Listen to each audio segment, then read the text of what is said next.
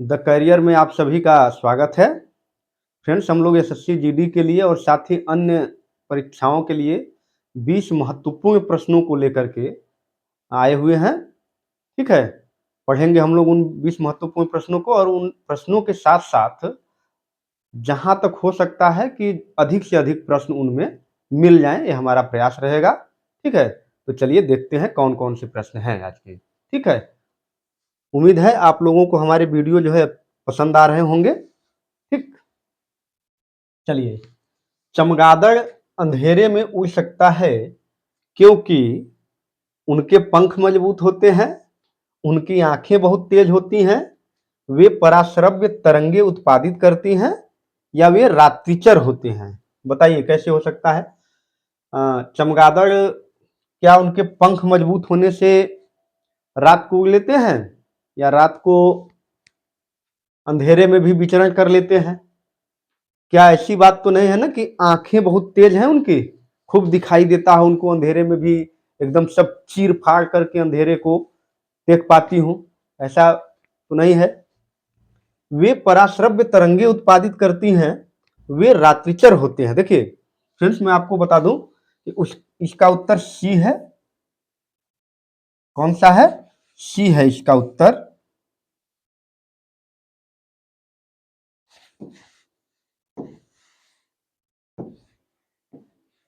ठीक है, सी इसका उत्तर है। वे पराश्रव्य तरंगे उत्पादित करते हैं। देखिए पराश्रव्य तरंगे जो 20,000 हर्ट्ज के ऊपर होती हैं, जो 20,000 हर्ट्ज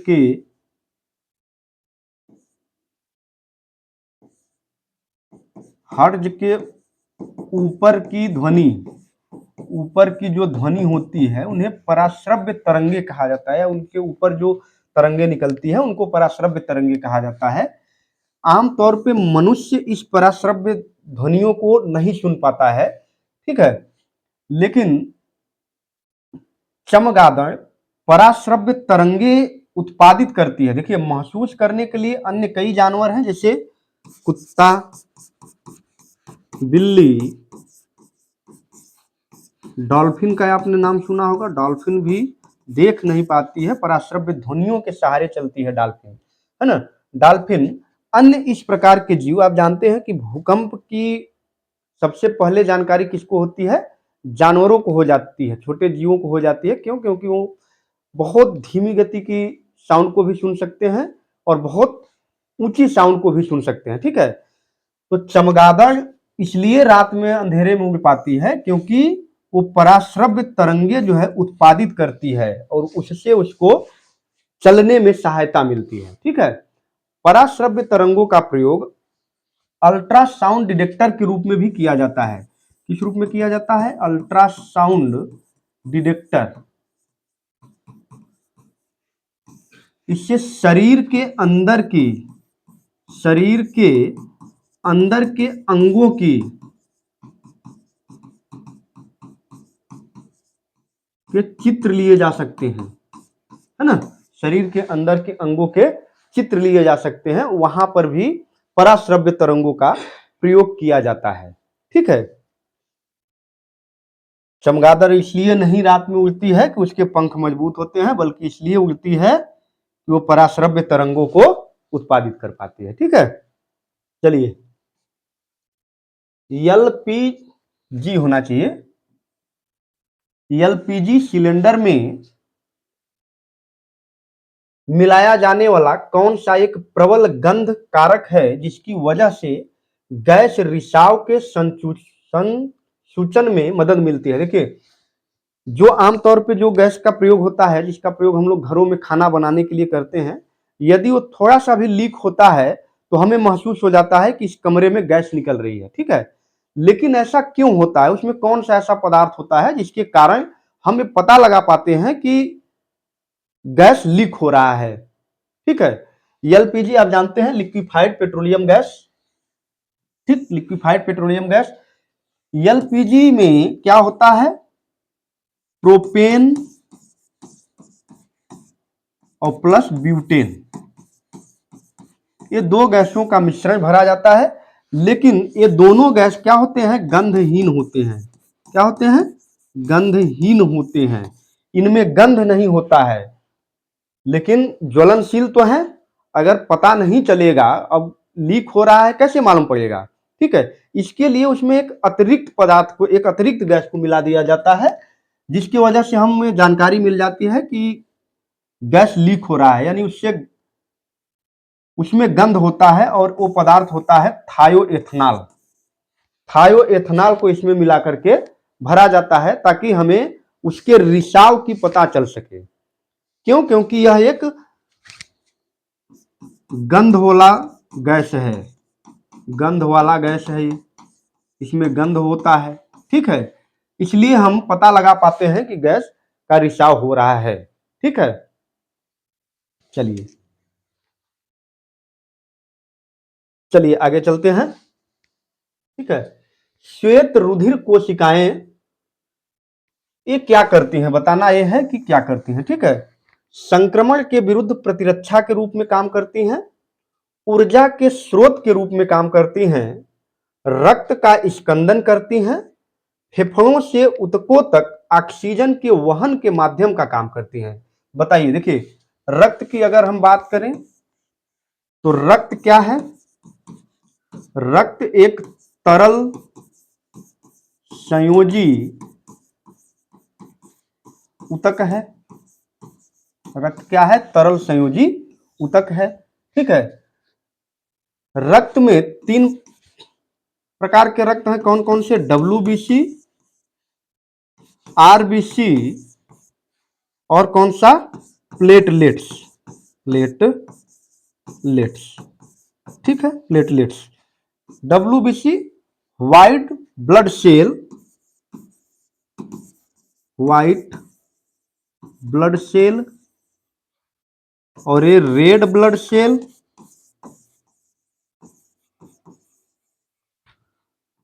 और प्लेटलेट्स तो पूरा प्लेटलेट्स लिखा ही है, ठीक है। तो देखिए जो WBC का जो काम है वो क्या करता है, हमारा संक्रमण से सुरक्षा करता है, संक्रमण के विरुद्ध प्रतिरक्षा के रूप में काम करता है, ठीक है। हमें बाहरी संक्रमण से जो बचाने का जो काम करता है वो कौन सा करता है, WBC करता है, ठीक है। WBC, ठीक। WBC का जीवन काल जो होता है वो 13 से लेकर 20 दिन का होता है, ठीक है। और इसकी मात्रा एक शरीर में 5000 से 11000 ml होती है, ठीक है। ये WBC है, ठीक है, WBC, ठीक। RBC, लेकिन देखिए इसमें कलर नहीं होता है, व्हाइट होता है, रेड नहीं होता है। क्यों नहीं होता है, क्योंकि इसमें हीमोग्लोबिन नहीं पाया जाता है, हीमोग्लोबिन नहीं पाया जाता है, हीमोग्लोबिन नहीं पाया जाता है, नहीं पाया जाता है, ठीक है। हीमोग्लोबिन इसमें नहीं पाया जाता है, ठीक है। अब हीमोग्लोबिन, अच्छा मैं एक बात और बता दूं, यहां पे हीमोग्लोबिन के कारण रक्त लाल होता है। किसके कारण होता है, हीमोग्लोबिन के कारण जो रक्त का रंग है वो किस कलर का होता है, लाल रंग का होता है, ठीक है। और इसमें पाया जाता है, किसमें, आरबीसी और प्लेटलेट्स दोनों में। आरबीसी रेड ब्लड सेल, मतलब इसमें हीमोग्लोबिन है, पहली बात तो हीमोग्लोबिन है, हीमोग्लोबिन है। सर्वाधिक जीवन काल इसी का कितना, 120 दिन, 120 दिन का जीवन काल है इसका, ठीक है। और इसका निर्माण कहां होता है, अस्थि मज्जा, अस्थि मज्जा में इसका निर्माण होता है, ठीक है। जिसको हम लोग कहते हैं क्या, बोन मैरो में इसका निर्माण होता है। बोन मैरो में हालांकि प्लेटलेट्स का भी अस्थि मज्जा में ही निर्माण होता है। इसका 120 दिन इसका जीवन काल फ्रेंड्स कई बार परीक्षा में पूछा गया है, इसलिए मैं आपको बता दे रहा हूं कि इसका 120 दिन का इसका जीवन काल होता है। और इसका काम क्या होता है, रक्त को जो ऑक्सीजन है ना, ऑक्सीजन, ऑक्सीजन को शरीर के सभी अंगों तक पहुंचाता है। शरीर के सभी अंगों तक पहुंचाने का जो काम करता है, अंगों तक पहुंचाता है। कौन पहुंचाता है? आरबीसी पहुंचाता है। ठीक है। और क्या करता है कि कार्बन डाइऑक्साइड को फेफड़ों तक पहुंचाने का भी काम कौन करता है? आरबीसी करता है। ठीक है। अब प्लेटलेट्स, प्लेटलेट्स का जो जीवन काल है, प्लेटलेट्स का जो जीवन काल है वो 3 से 5 दिन का होता है।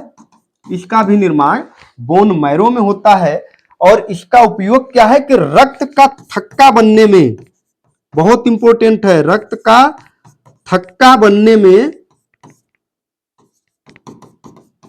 सहायक होता है ना। अगर प्लेटलेट्स की कमी हुई, प्लेटलेट्स घट गया तो रक्त का थक्का जल्दी नहीं बनेगा। आमतौर पे आप देखते हैं कि डेंगू में क्या होता है, प्लेटलेट्स गिरने लगता है, जिससे इंसान को कमजोरी होने लगती है, चक्कर आने लगता है, बहुत ज्यादा कमजोरी होने लगता है। ठीक है। एनीमिया, एनीमिया किसके कारण होता है? एनीमिया एक रोग है, आरबीसी, ठीक है, उसकी कमी के कारण एनीमिया, रक्त की कमी के कारण जो है एनीमिया रोग हो जाता है। ठीक है। चलिए आगे बढ़ते हैं। उम्मीद है आपको ये समझ में आ चुका होगा। ठीक। कच्चे नारियल से प्राप्त नारियल पानी क्या है? भ्रूण, बहुल केंद्रक युक्त स्वतंत्र केंद्रिका भ्रूणपोष है, या कोशिका भ्रूणपोष है, या फिर अपोषक तत्व है। देखिए नारियल क्या है? एक बहुवर्षीय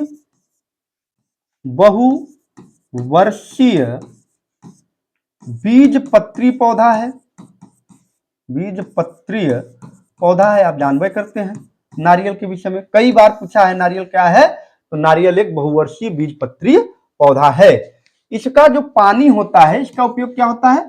पानी इसका जो है एकदम सॉफ्ट होता है और ऊर्जा देता है, ऊर्जा देता है, प्यास बुझा देगा, प्यास बुझा देगा, और क्या होगा? प्यास बुझाने में काम आता है, और मूत्र संचरण में काम आता है। जिसको पेशाब वगैरह करने में दिक्कत होती है तो डॉक्टर सलाह देते हैं कि नारियल का पानी पीजिए।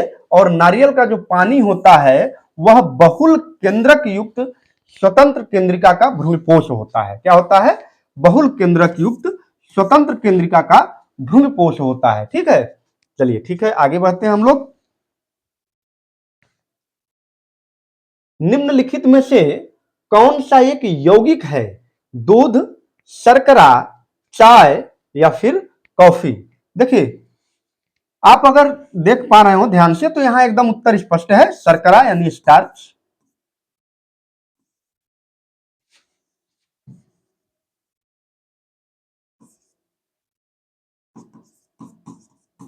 है ना। यौगिक है ये, क्यों? क्योंकि इसमें जो है कार्बन, ऑक्सीजन और क्या? हाइड्रोजन, इन तीनों का ये जो है मिश्रण होता है। ठीक है। तीनों इसमें पाए जाते हैं, तो ये शर्करा है। बाकी तीनों क्या है? ये भी, ए और ए तीनों क्या है? पदार्थ हैं। क्या है? पदार्थ हैं। ठीक। और ये क्या है?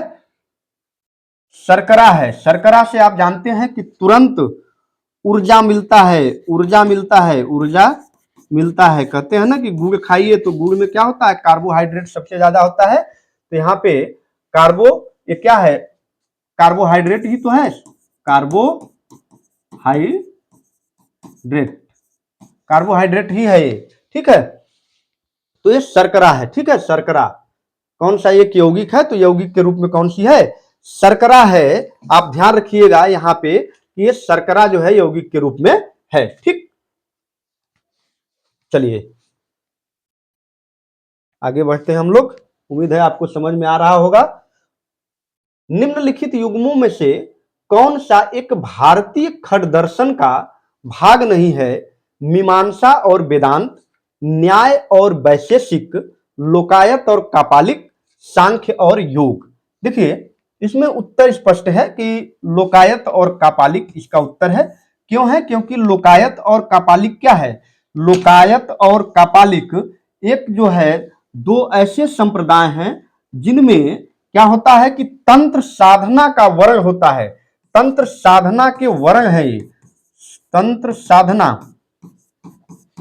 तंत्र साधना के वर्ण के संप्रदाय हैं। क्या है? संप्रदाय। और बाकी आप जानते हैं कि खट दर्शन मतलब 6 है, मीमांसा, वेदांत, न्याय और वैशेषिक, सांख्य और योग। इनके प्रतिपादक भी अलग अलग हैं। जैसे आपको मैं बताना चाहूंगा, मीमांसा, मीमांसा के प्रतिपादक कौन है? जैमिनी है। कौन है? जैमिनी। जैमिनी मीमांसा के। वेदांत, वेदांत के प्रतिपादक कौन है? बादरायण है। बादरायण, बादरायण। और कौन सा है? न्याय, न्याय के कौन है? गौतम है। और कौन है? वैशेषिक, वैशेषिक, वैशेषिक के कणाद है। कौन है? कणाद है। और कौन सा बच्चा? सांख्य है। सांख्य के कपिल हैं प्रतिपादक। और योग, योग के जो है पतंजलि, पतंजलि। ठीक है, तो ये रहे भारतीय खट दर्शन। ठीक है, मीमांसा, वेदांत, न्याय, वैशेषिक, सांख्य और योग, जिनके जो प्रतिपादक हैं उनको भी मैंने आपके सामने लिख दिया है। इसको आप नोट डाउन कर सकते हैं। ठीक है, देखिए कई बार परीक्षाओं में पूछ लेता है कि न्याय के जो न्याय खट दर्शन है, न्याय जो दर्शन है उसके प्रतिपादक कौन है। ठीक है, तो आप क्या बताएंगे? जब आपको मालूम रहेगा तभी ना बताएंगे कि न्याय के गौतम है। जैसे योग पूछ लेगा तो योग तो मैं जानता हूं कि आपको मालूम है, क्योंकि योग पे इस समय काम हो रहा है। पतंजलि, पतंजलि एक कंपनी बन चुकी है ना। चलिए आगे बढ़ते हैं। मध्यकालीन भारत में महत्तर और पट्टकिल पद नाम किनके लिए प्रयुक्त थे?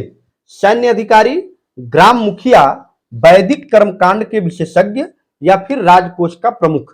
देखिए ये महत्तर और पट्टकिल, देखिए महत्तर कहां कहा जाता था? उत्तर प्रदेश में, उत्तर प्रदेश। और पट्टकिल ये महाराष्ट्र। लेकिन किनको? महाराष्ट्र। ये ग्राम मुखिया को कहा जाता था। ठीक है, ग्राम मुखिया को उत्तर प्रदेश में महत्तर कहा जाता था और महाराष्ट्र में पट्टकिल कहा जाता था। ठीक है, तो ये मध्यकाल में इनको बुलाने के लिए पद नाम था। ठीक है, क्या है? नाम था उनका कि महत्तर कहा जाता था ग्राम मुखिया को उत्तर प्रदेश में, ठीक, और पट्टकिल कहा जाता था ग्राम मुखिया को महाराष्ट्र में। ठीक है, चलिए आगे बढ़ते हैं। इनमें से कौन रचना राजा हर्षवर्धन की है? आप जानते हैं कि भारत के एक महान सम्राटों में वर्धन वंश के राजा हर्षवर्धन। ठीक है, इसमें पूछा गया है कि कौन सी रचना राजा हर्षवर्धन की है? स्वप्न वासव दत्ता, मालविकाग्निमित्रम, मेघदूत या फिर रत्नावली। देखिए स्वप्न वासव दत्ता महाकवि भास की है। किसकी है? महाकवि भास, भास की रचना है। मालविका अग्निमित्रम और मेघदूत ये दोनों कालिदास की रचना है। किसकी रचना है? कालिदास की रचना है। और रत्नावली, रत्नावली किसकी रचना है? हर्षवर्धन की रचना है। ठीक है, किसकी रचना है? रत्नावली हर्षवर्धन की है। कई बार प्रश्न में यह भी पूछा है कि किसमें शुंग वंश के राजकुमार का प्रेम कथा का वर्णन है? तो वो है मालविका अग्निमित्रम में, जिसमें एक मालविका राजकुमारी है और अग्निमित्र शुंग वंश का राजकुमार है। दोनों के प्रेम कथा का वर्णन कहा गया है किसमें? मालविका अग्निमित्र में। ठीक है, तो रत्नावली हर्षवर्धन की पुस्तक है। ध्यान दीजिएगा, रत्नावली हर्षवर्धन की पुस्तक है। ठीक, इनमें से कौन सत्य शोधक समाज का संस्थापक था? घासीदास, हरिदास ठाकुर, ज्योतिबा फुले, ईश्वर चंद्र विद्यासागर। इनमें से कौन था? ठीक है, देखिए सत्य शोधक सत्य के लिए, सत्य के लिए क्या हो जाएगा? शोधक का मतलब सत्य के लिए साधना भी कह सकते हैं या शोध कह सकते हैं सीधे। सत्य के लिए शोध, शोध कह सकते हैं, खोज कह सकते हैं, सत्य के लिए खोज, ठीक है। और ये सत्य शोधक समाज 24 सितंबर 1873 24 सितंबर 1873 को ज्योतिबा राव फुले के द्वारा सत्य शोधक समाज की स्थापना की गई थी। किस लिए की गई थी? क्योंकि उस समय दलितों को शिक्षा का अधिकार नहीं था, महिलाओं को शिक्षा का अधिकार नहीं था, लोग छुआछूत बहुत ज्यादा मानते थे। इन सभी का खंडन करने के लिए इन्होंने एक सत्य शोधक समाज को बनाया, जिसमें दलितों के लिए शिक्षा के द्वार या दलितों के हकों को के लिए लड़ने के लिए और अस्पृश्यता को मिटाने के लिए, छुआछूत को मिटाने के लिए ये संस्था जो है काम कर रही थी। ठीक है, सत्य शोधक समाज। ठीक, ज्योतिबा राव फुले। ईश्वर चंद्र विद्यासागर का भी बड़ा महत्व है। क्यों महत्व है? क्योंकि विधवा पुनर्विवाह इन्हीं के प्रयासों से 1856 में विधवा पुनर्विवाह का जो है आया कि जो जैसे सती प्रथा जो होता था, सती प्रथा पर रोक लगा राजा राम मोहन राय के प्रयासों से। ठीक है, इसके बाद विधवाओं को एक अलग नजरिए से देखा जाता था। जिनका पति मर गया, अब वो क्या करे बेचारी, है ना, उसमें उसका क्या दोष है?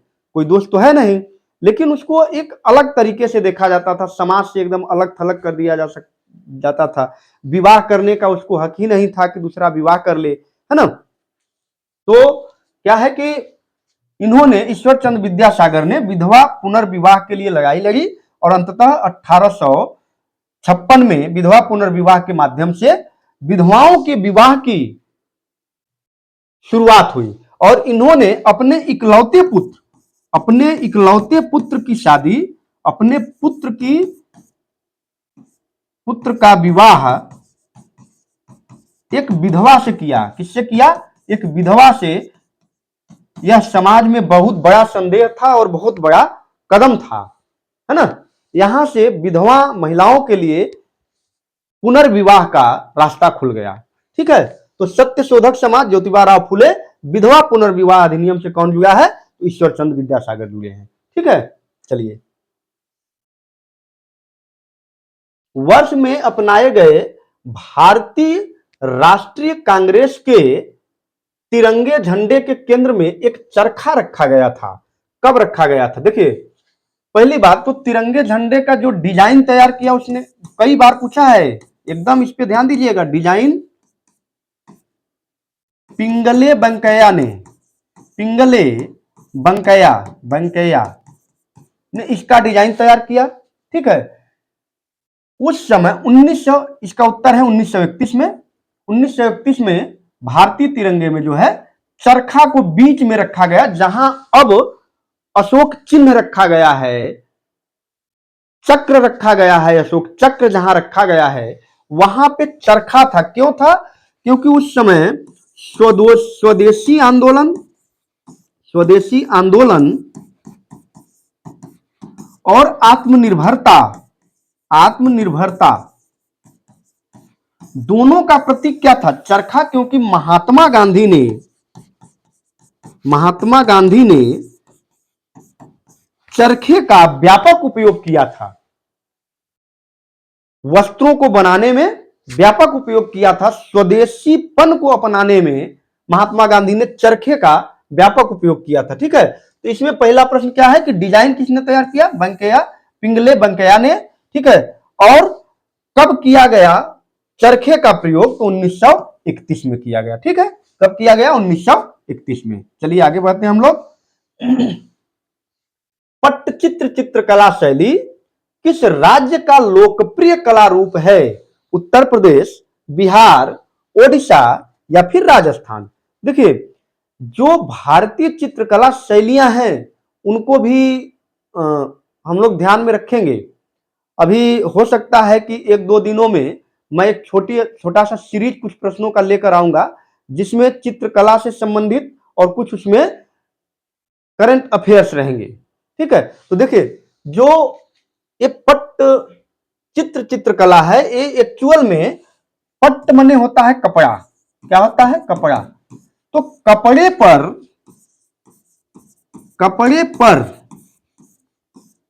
पर देवी देवताओं के चित्र जो है, देवी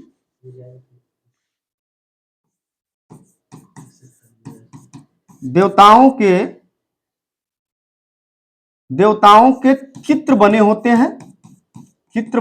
हैं। ठीक है, और यह जो कला है वो ओडिशा से संबंधित है। ओडिशा राज्य में पट्टचित्र चित्रकला शैली जो है। जैसे एक मधुबनी चित्रकला है जो बिहार से संबंधित है ना। मधुबनी चित्रकला बहुत फेमस चित्रकला है, और कहां से? मधुबनी, बिहार से संबंधित है। ठीक। साहित्य अकादमी पुरस्कार किस वर्ष में शुरू किया गया था? 1955, 1953, 1956 या फिर 1954? तत्कालीन प्रधानमंत्री पंडित जवाहरलाल नेहरू ने 1954 से साहित्य अकादमी पुरस्कार शुरू किया। ठीक है, लेकिन इसको दिया गया पहली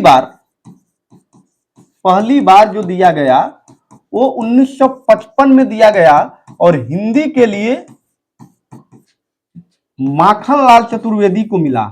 माखनलाल चतुर्वेदी प्रसिद्ध कवि हैं। किसके लिए इनको मिला? हिम तरंगिणी एक इनकी रचना है। हिम तरंगिणी इनकी एक रचना है, उसके लिए इनको मिला है। ठीक है, पहली महिला 1956 में पाई अमृता प्रीतम। किसको मिला? अमृता प्रीतम को मिला था। इनको जो है पहली महिला के रूप में जिनको साहित्य अकादमी पुरस्कार मिला। मैं आपको बता दूं कि साहित्य अकादमी पुरस्कार 24 भाषाओं में दिया जाता है। 24 भाषाओं में दिया जाता है। ठीक है, 24 भाषाओं में दिया जाता है। एक ताम्र पत्र दिया जाता है, ताम्र पत्र, और 1 लाख नगद, 1 लाख नगद दिया जाता है, 1 लाख पैसा दिया जाता है। ठीक है, साहित्य अकादमी पुरस्कार तो कब से शुरू हुआ? 1954 से। ठीक है, देखिए 1954 से शुरू हुआ है, लेकिन मिला कब? 1955 में। पहली बार जो मिला है वो कब मिला है? 55 में। अभी 2024 का हिंदी में जो मिला, 2024 का, वो किसे मिला है? गगन गिल, महिला है। क्या है? महिला है, गगन गिल। इनको मिला है। किसके लिए मिला है? इनकी एक रचना आई है, जब तक मैं आई बाहर। जब तक मैं आई बाहर, इसके लिए मिला है इनको 2024 का। ठीक है, गगन गिल को मिला है। ठीक, चलिए आगे बढ़ते हैं।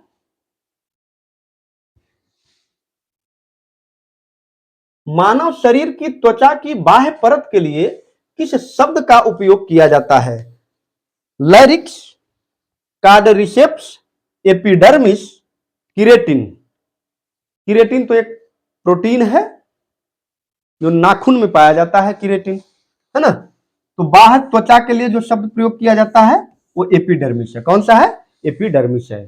ठीक है, बाह्य त्वचा जो बाहरी एकदम परत है त्वचा की, उसको हम लोग क्या बोलते हैं? एपिडर्मिस बोलते हैं। ठीक है, चलिए आगे बढ़ते हैं।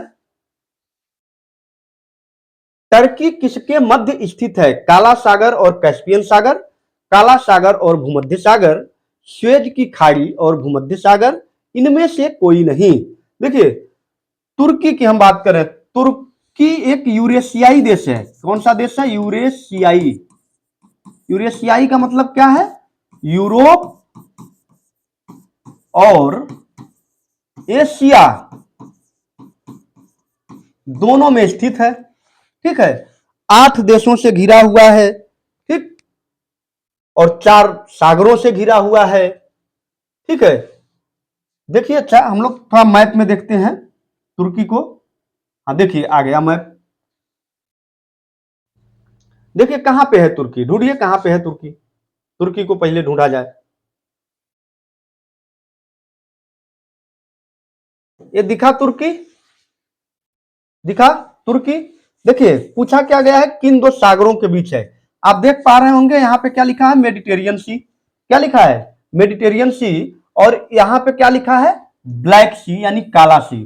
तो हमारा उत्तर मिल गया कौन सा, भूमध्य सागर और काला सागर के बीच में है, ठीक है। भूमध्य सागर और काला सागर के बीच में है, ठीक। इसके आप देख पा रहे होंगे कि इस साइड में पूर्व में एक और है, कैस्पियन सागर भी है, नीचे ये भी है, ठीक है। अब हम लोग देखते हैं कि कौन कौन से देश, देखिए Syria, Iraq, Armenia, Azerbaijan, Georgia, Bulgaria और ग्रीक, ये इसके क्या है, पड़ोसी हैं। तो अब हमारा उत्तर क्या मिला, उत्तर हमारा मिला काला सागर और भूमध्य सागर के बीच में है, ठीक है। काला सागर और भूमध्य सागर के बीच में है, ठीक। चलिए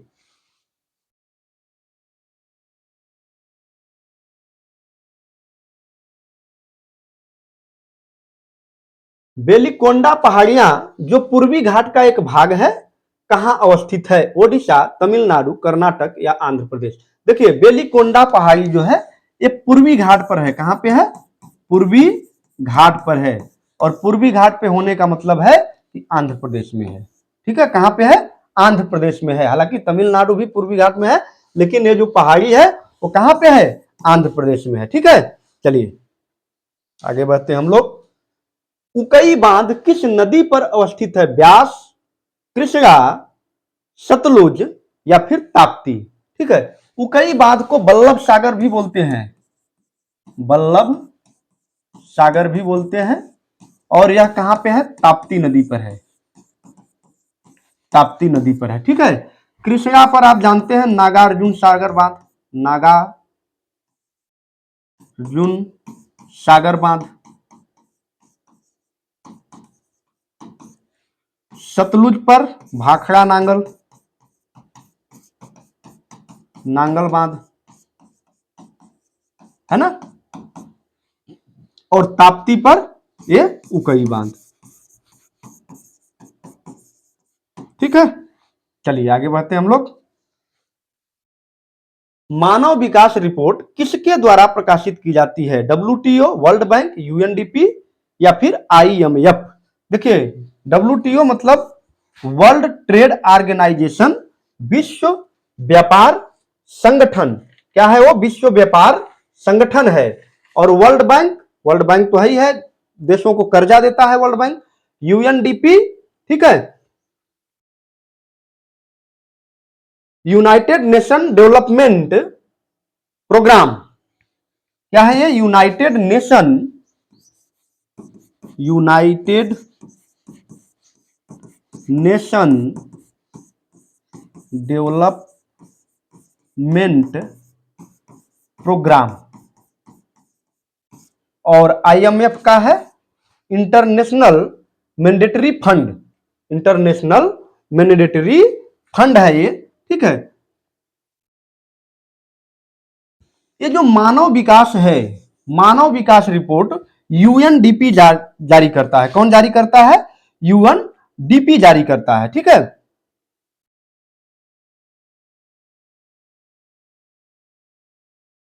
इसका मुख्यालय कहां है, न्यूयॉर्क में है, कहां पे है, न्यूयॉर्क में है।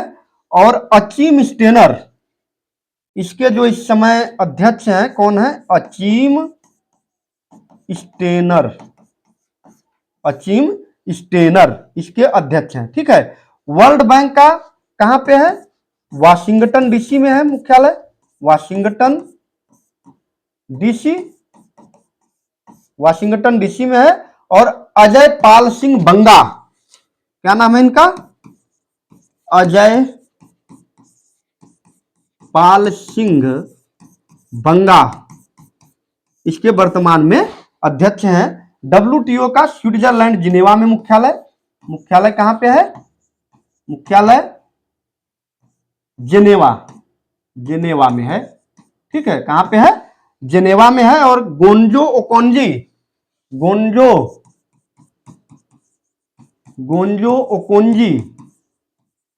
ओकोंजी अफ्रीका की रहने वाली महिला हैं, जो इसकी वर्तमान में क्या है? अध्यक्ष हैं, चीफ हैं। ठीक है, ठीक, चलिए आगे हम लोग बढ़ते हैं 18वें प्रश्न की ओर।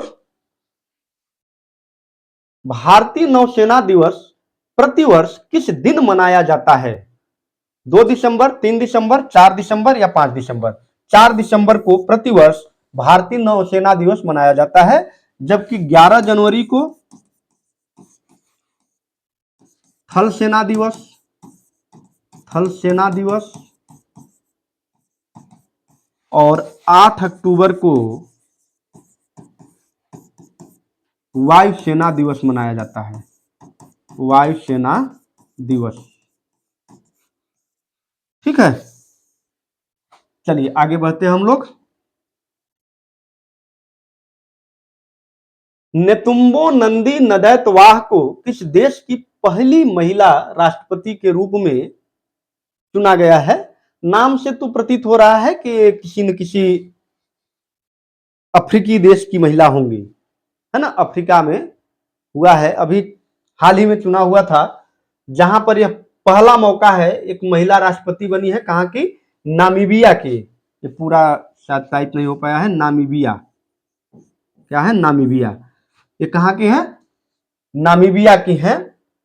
72 वर्ष है इनकी उम्र है, 72 वर्ष, और लंबे समय से संघर्षरत थी, कार्यशील थी राजनीति में, और ये पहली महिला बनी है नामीबिया की राष्ट्रपति। बड़ी बात है, नामीबिया जैसे देश में महिला का राष्ट्रपति होना, ये अपने आप में बड़ी बात है ना? ठीक, चलिए अपने आखिरी प्रश्न की ओर चलते हैं फ्रेंड, और देखते हैं कि क्या है इसमें। ठीक है, तिखिर जनजाति मुख्य रूप से किस राज्य में पाई जाती है? जनजातियों से बड़ा प्रश्न आता है ना? नगा जनजाति, तिसित, थारू, बुक्सा, भोटिया, है ना? इस प्रकार की जो जनजातियां हैं, उनसे परीक्षाओं में प्रश्न पूछे जाते हैं और अच्छे खासे प्रश्न बनते हैं। ठीक है, तो चलिए देखते हैं। यहाँ पे फिलहाल तिखिर जनजाति है असम, मणिपुर, मिजोरम या फिर नागालैंड की जनजाति। कौन सी जनजाति है? तो तिखिर नागालैंड में पाई जाने वाली एक जनजाति है, नागा जनजाति है। क्या है? नागा जनजाति है, नागा जनजाति है। और कहां पे पाई जाती है? नागालैंड में पाई जाती है। नागालैंड पूर्वोत्तर भारत का एक राज्य है ना? पूर्वोत्तर भारत का राज्य है। ठीक है, तो ये थे हमारे आज के 20 प्रश्न। उम्मीद है आपको अच्छे लगे होंगे, और उम्मीद करते हैं कि आपकी तैयारी में ये महत्वपूर्ण साबित होंगे। ठीक है, बस आज के लिए इतना ही। धन्यवाद।